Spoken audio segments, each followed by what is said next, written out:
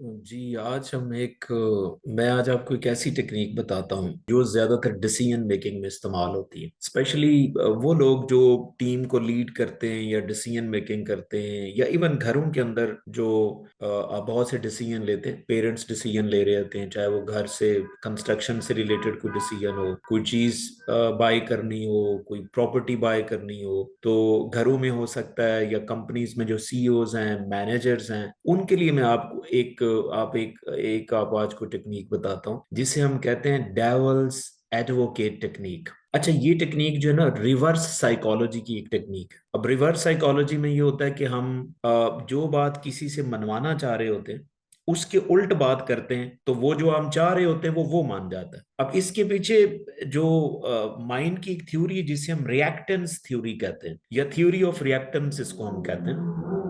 अब इस थ्योरी के मुताबिक ये होता है कि हर बंदे का जो माइंड होता है ना, वो एडवाइस को चैलेंज करता है। यानी कि मैं अगर किसी को कहूं कि लाइक आप ना ये शर्ट पहना करें, तो माइंड की कोशिश ये होती है, या इस कलर की शर्ट पहना करें, माइंड की कोशिश ये होगी कि यार ये पता नहीं मुझे क्यों कह रहा है, तो इसलिए वो एक्सेप्ट नहीं करता कि मैं वही उसका मशवरा मान लूं। वो इस तरह नहीं मानेगा। हाँ, ये कुछ पर्सनैलिटीज के लोग होते हैं जिनके अंदर रिवर्स साइकोलॉजी ज्यादा चलती है। कुछ पर्सनैलिटीज ऐसी होती हैं जो डायरेक्ट बात को सुनना पसंद करते हैं। स्पेशली रिवर्स साइकोलॉजी ज्यादा फीमेल में चलती, ज्यादा रेबिलियस नेचर के लोगों में चलती, जो रिस्क टेकर्स होते हैं उनके अंदर चलती है। तो ये जो टेक्निक मैं आपको अभी बता रहा हूँ, जिसे हम डेवल्स एडवोकेट टेक्निक कहते हैं, ये बेसिकली डिसीजन मेकिंग में बहुत हेल्प करता है। आपका डिसीजन बहुत अच्छा होगा, या गोल आप सेट कर रहे हैं तो वो बहुत अच्छा बनेगा। फर्ज करें आपके पास एक टीम है, इधर आप एक ऑफिस में जॉब करते हैं, या आपके पास एक फैमिली है, तो आप कोई एक डिसाइड करने जा रहे हैं कि हमने ये कोई चीज बाय करनी।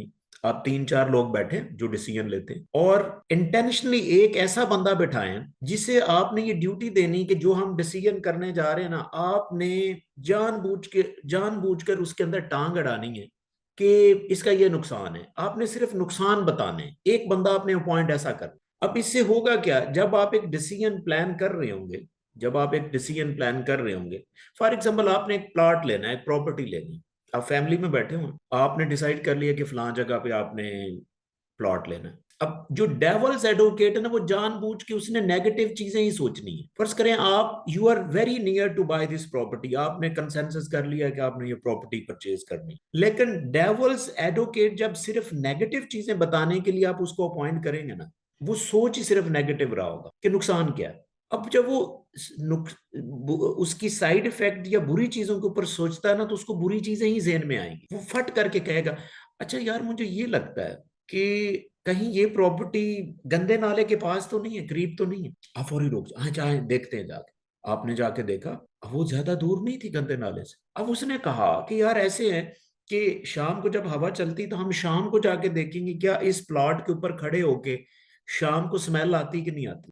अब शाम को चले गए। जब आप शाम को चले गए तो स्मेल आ रही थी।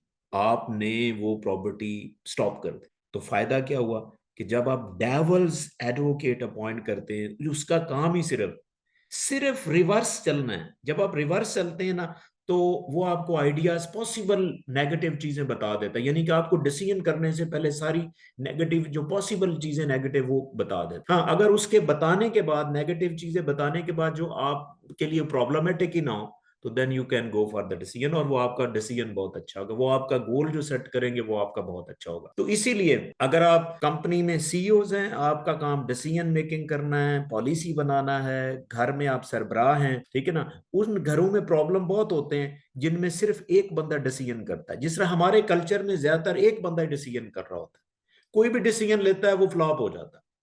तो पहले आपका घर है, घर में तीन चार लोगों को बिठाएं, लेकिन एक बंदा डेवल्स एडवोकेट आप बैठा लें। आपको बिलीव मी, आपको इतना मजा आएगा कि आपकी सोच है। आप डेलिबरेटली उस बंदे की ड्यूटी लगाएं कि आपने सिर्फ नेगेटिव ही बात करनी। जब वो सिर्फ नेगेटिव बातें करेगा तो आप उसको वेरीफाई करते जाएं।